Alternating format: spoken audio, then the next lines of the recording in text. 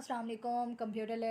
Computer classes के इस channel पर आप सबका वेलकम है जी। इस चैनल में हम लोगों ने कंप्यूटर के बारे में सीख रहे हैं कि कंप्यूटर के अंदर जो टर्म्स होती हैं वो वर्क किस तरह से करती हैं जी। मैंने बहुत सारे लेक्चर्स अपलोड किए हैं जिसके अंदर मैंने कंप्यूटर की टर्म्स को डिटेल में डिस्कस किया है। डाटा टाइप्स के बारे में, वेरिएबल की डिक्लेरेशन के बारे में, C++ की हिस्ट्री के बारे में, C++ लैंग्वेज के फ़ीचर्स के बारे में, उसके बाद वेरिएबल को इनिशलाइज़ करने के बारे में, ऑपरेटर्स के बारे में, ऑपरेटर्स के अंदर इंक्रीमेंटल ऑपरेटर, डिक्रीमेंटल जो भी होते हैं उनको मैंने प्रोग्रामिंग के थ्रू भी करके देखा है। मैंने लास्ट लेक्चर में जी इफ़ स्टेटमेंट के बारे में भी मैंने लेक्चर्स अपलोड किए हैं। अब आता है जी प्रोग्राम करना है हम लोगों ने। इफ़ स्टेटमेंट के बारे में प्रोग्राम कैसे करते हैं हम लोग। Write a program that inputs two numbers and finds whether both numbers are equal और नॉट। अब नॉट की इसने बात नहीं की है। उसकी वजह क्या है कि इफ़ स्टेटमेंट एक ऐसी स्टेटमेंट होती है जो सिर्फ है या तो एक ही चीज़ के साथ काम करती है। अगर आपकी कंडीशन ट्रू है तो वो काम करेगी, अदरवाइज़ अगर फॉल्स है तो वो काम नहीं करेगी। सिर्फ एक ही कंडीशन के, एक ही स्टेटमेंट के साथ काम करेगी, एक ही कंडीशन के साथ काम करेगी। If statement is a statement that is used to execute the statements if the condition is a true and if the condition is a false then nothing happens. ठीक है, ये इफ स्टेटमेंट एक conditional structure होता है that work on a basis of the condition. ठीक है, तो इसमें हम लोग इफ़ स्टेटमेंट के बारे में प्रोग्राम करते हैं। हैश हम लोगों ने लास्ट लेक्चर्स में मैंने basic structure of C++ language भी अपलोड किया है। उसके बारे में मैंने डिटेल से बताया है कि प्रोग्रामिंग के स्टार्ट किस तरह से करते हैं, उसका बेसिक फॉर्मेट कौन सा होता है। तो हम लोग प्रोग्राम स्टार्ट करते हैं जी। हैश हमारा जो होता है वो रेफरेंस स्टार्टिंग पॉइंट होता है। उसके बाद रेफरेंस ये इंक्लूड होता है जो प्री प्रोसेसर डायरेक्टिव होता है जो कि हेडर फाइल्स को इंक्लूड करने के लिए यूज़ होता है। iostream.h होता है। ठीक है, iostream होती है हमारी हेडर फाइल का नेम और .h जो होती है वो हमारी होती है जी हेडर फाइल की extension. Hash include conio.h void main, void होती है रिटर्न टाइप और मेन हमारे फंक्शन का नाम होता है जो मेन फंक्शन होता है। उसके बाद कर्ली ब्रैकेट स्टार्ट, ये होता है जी हमारा फॉर्मेट जो प्रोग्राम को स्टार्ट करने का होता है। आगे हमारी जो बॉडी होती है वो हर प्रोग्राम की स्टेटमेंट के हिसाब से चेंज होती रहती है।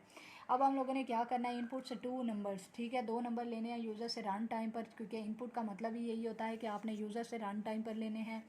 ठीक है, मैं इंशाल्लाह नेक्स्ट टाइम आपको टर्बो C++ पर काम करके दिखाऊंगी कि यूज़र से रन टाइम पर लेने का मतलब क्या होता है। इंट A एंड B, दो मैंने वेरिएबल ले लिए जैसे उसने कहा 2 नंबर्स लें। ठीक है, सेमीकोलन के साथ मैंने एंड किया। That is the format of writing of declaring a variables. Clear screen के नाम से मैंने एक फंक्शन लिया है जो आपकी स्क्रीन को क्लियर करने के लिए यूज़ होता है। इनपुट लेने का तरीका जो होता है वो ये होता है, मैंने लास्ट लेक्चर में भी डिस्कस किया है। सी आउट एंटर A नंबर। ठीक है, फर्स्ट नंबर मैंने एंटर किया और A के अंदर स्टोर करवा लिया जो भी मैंने वैल्यू ली। सपोज करें मैंने 2 लिया। ठीक है, उसके बाद सी आउट एंटर सेकंड नंबर। अब सेकंड नंबर जो है वो मैंने बी के अंदर स्टोर करवा लिया। सपोज करें मैंने 3 ले लिया। अब वो कह रहा है कि इफ़ ए बराबर है बी के, अगर ए की वैल्यू जो है वो बराबर है बी के, देन आप क्या करो कि डिस्प्ले करवा दो that both numbers are equal. ठीक है, और अगर ये नंबर नहीं है बराबर होते देन आपका कुछ भी डिस्प्ले नहीं होगा। अब मैं क्या करती हूँ, मैं यहाँ पर 2 नंबर ले लेती हूँ। अब 2 और 2 दोनों आपस में इक्वल होते हैं तो क्या होगा कि आपकी जो होती हैं वो स्टेटमेंट एग्जीक्यूट हो जाएगी। कौन सी, बोथ नंबर्स आर इक्वल, जो कुछ भी आप लोगों ने सी आउट में डबल कोट्स के अंदर लिखा है, बोथ नंबर्स आर इक्वल। ठीक है, इक्वल एक ही लाइन के ऊपर आना है। सही है, तो ये इफ़ कंडीशन एक ऐसी इफ़ स्टेटमेंट एक ऐसी स्टेटमेंट होती है जो आपकी उस वक्त काम करती है जब आपकी कंडीशन ट्रू हो जाती है, अदरवाइज़ वो वर्क नहीं करती है। तो ये था हमारा प्रोग्राम इफ़ स्टेटमेंट के बारे में। तो नेक्स्ट टाइम हम इंशाल्लाह इफ़ कंडीशनल स्ट्रक्चर के बारे में मज़ीद डिस्कस करेंगे जिसमें आता है else, else if, nested if. ठीक है, उसके बाद स्विच आती है। ये सारी स्टेटमेंट्स हम लोग इंशाल्लाह प्रैक्टिकली प्रोग्रामिंग के थ्रू करके देखेंगे कि वो किस तरह से वर्क करती हैं। ये थी आज का लेक्चर हमारा जिसमें इफ़ स्टेटमेंट के बारे में हम लोगों ने डिस्कस किया प्रोग्रामिंग के थ्रू। इस चैनल पर अगर आप न्यू हैं तो प्लीज़ इसको सब्सक्राइब कीजिए।